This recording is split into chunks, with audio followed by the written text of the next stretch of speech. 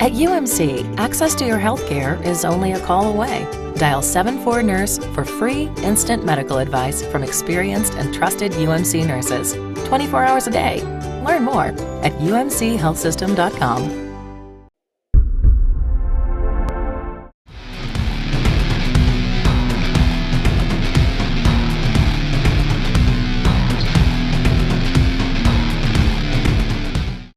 And welcome in, everyone, to RedRaiders.com. I'm Zach Long, that is Don Williams, and this is his magical show known as Don vs. Twitter, where he faces all the fury and enthusiasm that the Bluebird has to offer.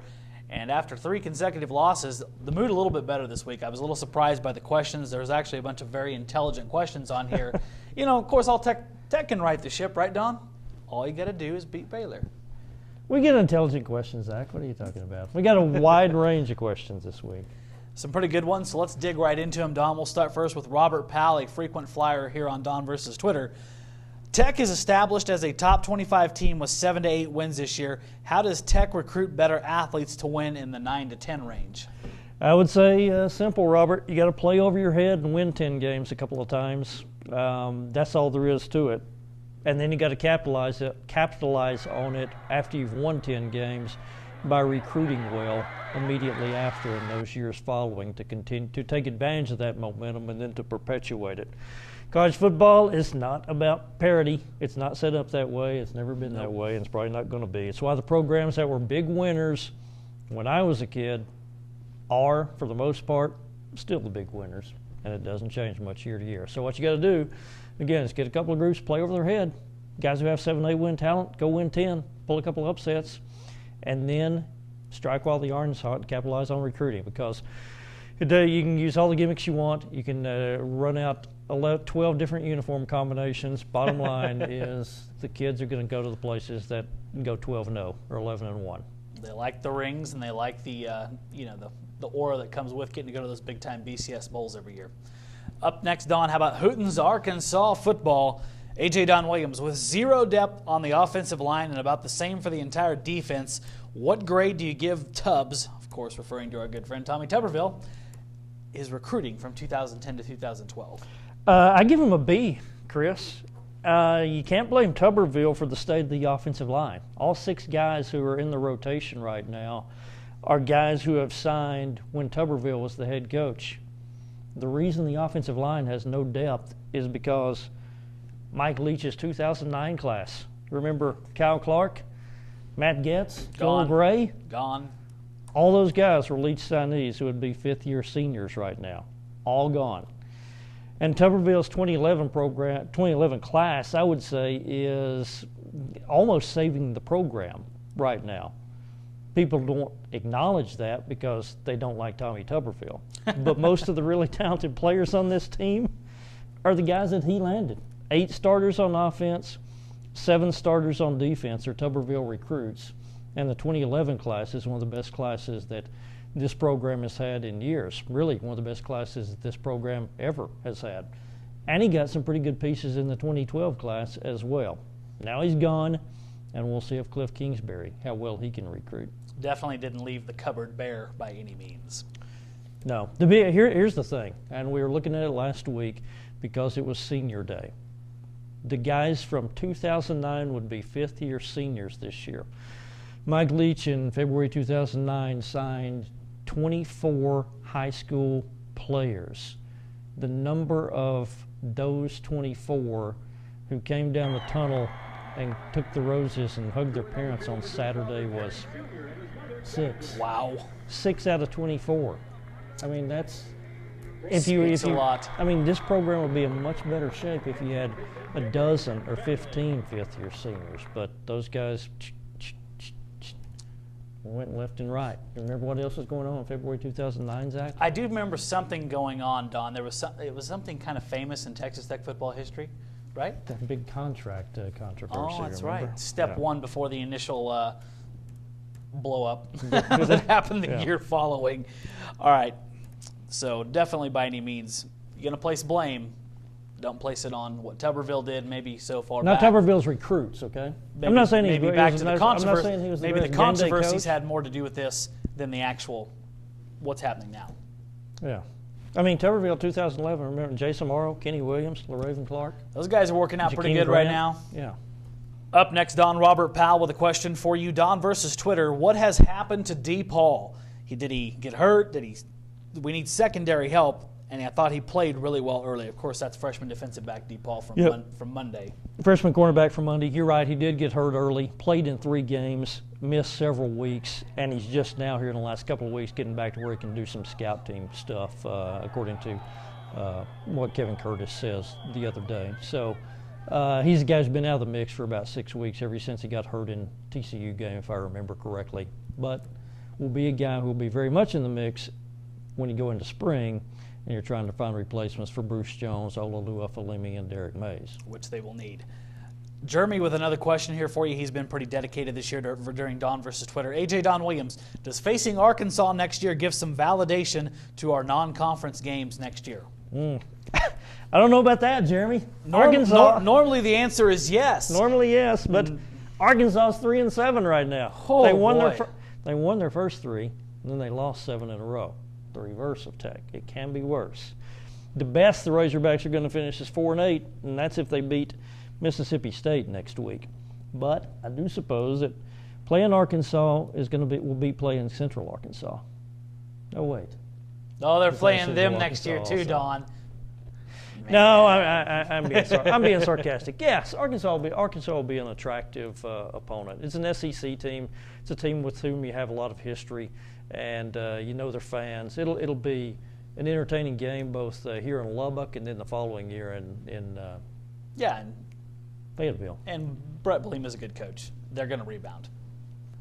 Don, up next, a couple of questions. Going to get a little technical on us here, which is good. The Matador has for you, AJ Don Williams. When scouting on film, how do offensive coaches know what shade the defense is in, and what is the formula for play selection?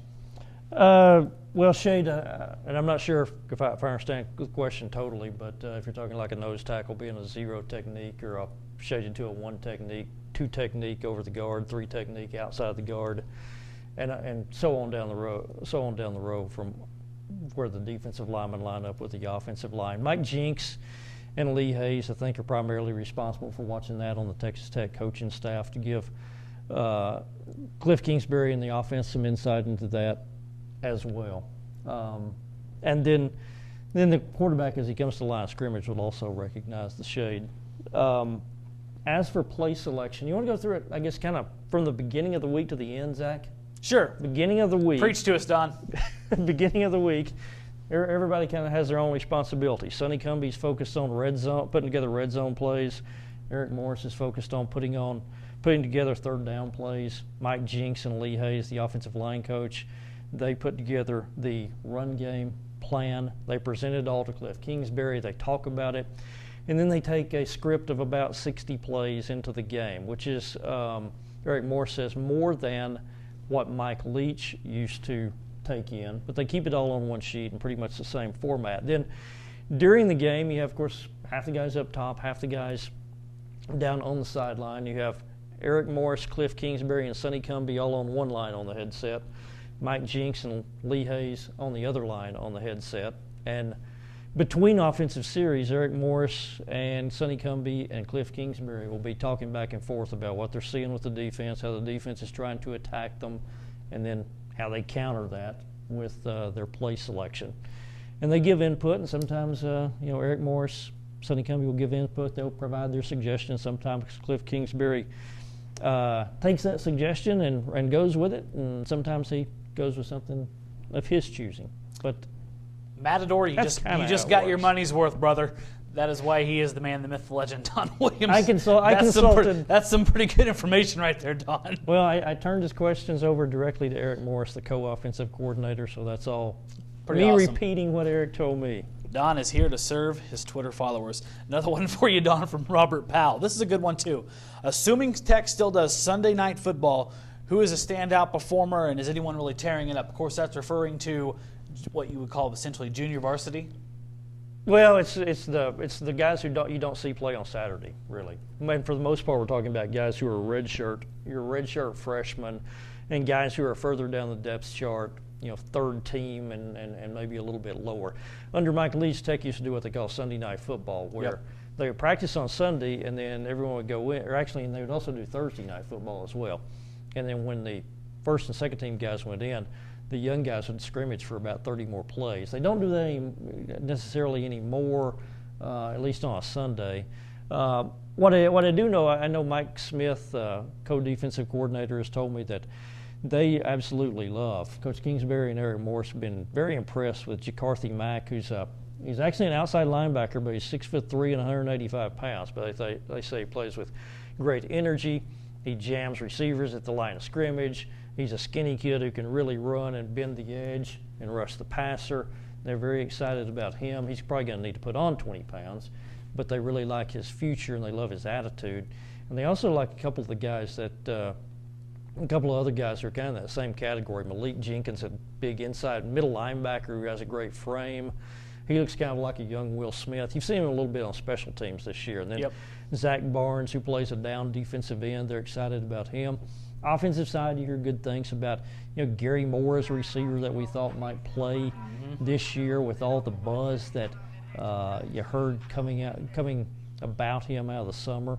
They decided to redshirt him, which is probably a good thing.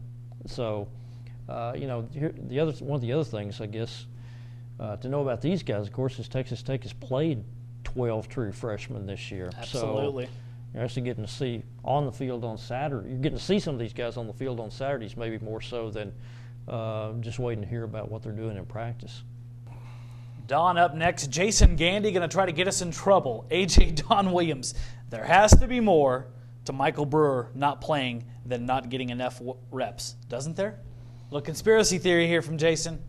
Not necessarily, I don't think. I mean, Michael Brewer's not hurt anymore. Cliff Kingsbury has said that over and over in the last month.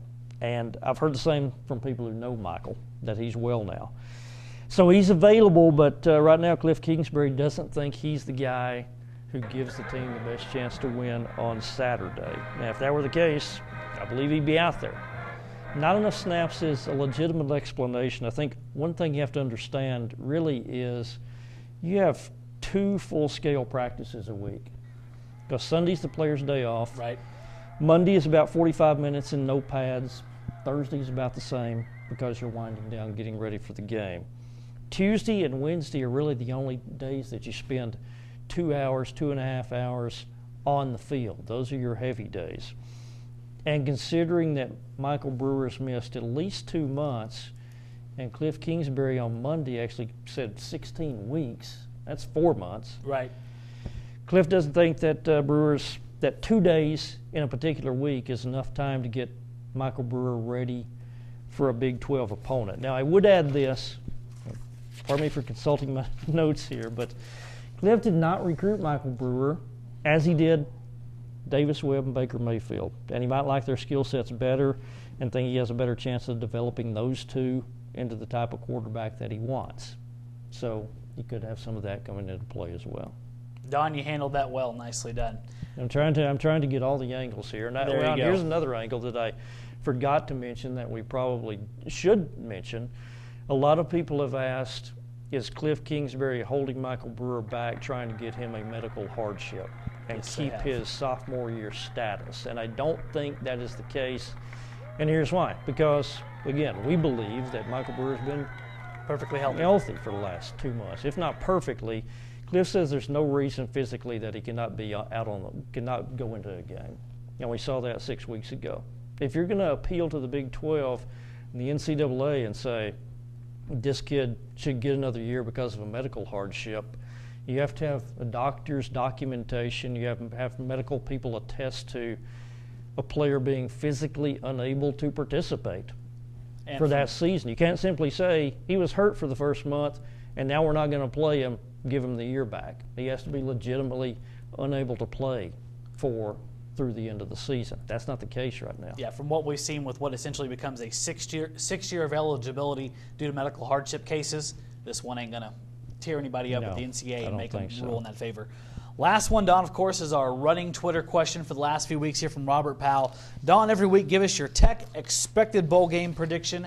And, of course, it changes about every 4 hours. Well, dropped a slot this week because last week I sat here and said Holiday Bowl in San Diego.